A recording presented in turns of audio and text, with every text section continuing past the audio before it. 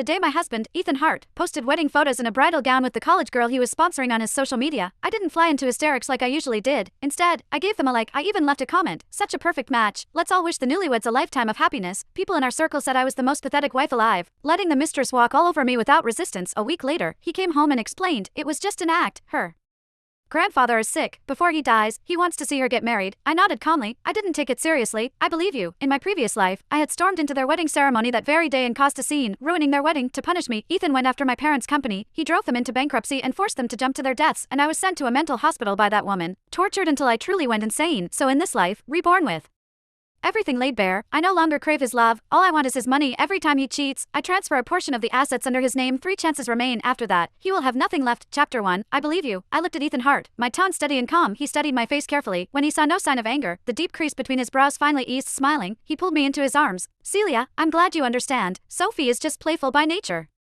And with her grandfather gravely ill, I really had no choice. I leaned obediently against his chest, but inside, I sneered. In my previous life, it was precisely because I couldn't accept his so-called no choice that I rushed out and made a scene to vent his anger on Sophie's behalf. He ruthlessly crushed my parents' company, forcing them into bankruptcy and driving them to jump to their deaths. I was dragged into a psychiatric hospital by him, forced to take medication, subjected to electric shocks, and beaten by the orderlies. Sophie Collins would occasionally come to see me, nestling in Ethan's arms and mocking me for being like a dog. In the end, I died on a bitterly cold winter night. That was why, from the very first day I was reborn, I began secretly planning to transfer the assets under his name. This time, I no longer believed in a man's love. I believed only in the money I could hold in my own hands. Ethan kept talking to himself. By the way, today is our 3rd wedding anniversary. I'll make it up to you properly, I promise. No one will disturb us tonight. He raised 3 fingers solemnly, swearing an oath. I nodded and replied sweetly, all right, whatever you say. Seeing how agreeable I was, Ethan's mood lifted immediately. Over the next few hours, he busied himself with preparations. From the balcony, I heard him on the phone, his voice deliberately lowered. The best table in the restaurant, yes, the one with a full view of the city lights. Is the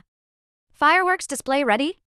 It has to be grand. It's a surprise for her. Watching his bustling figure, I felt momentarily dazed. For an instant, I almost thought the Ethan who had loved me 3 years ago had come back. I looked away and took out my laptop, opening the black operations interface. Because of that Instagram post, Ethan, you've already used up 1 chance. Within minutes, notification after notification popped up. The ownership of the luxury villas and cars under his name was transferred entirely to the overseas offshore trust one had set up in advance. Altogether, those assets were worth more than 30 million. I lifted the cup of coffee on the table, already stone cold, and took a sip. The bitterness spread across my tongue, yet it made me feel more clear-headed and exhilarated than ever. Chapter 2. At 7 o'clock that evening, Ethan brought me to a restaurant called Henting. The location truly was perfect. Beyond the floor-to-ceiling windows, the city glittered in a sea of lights.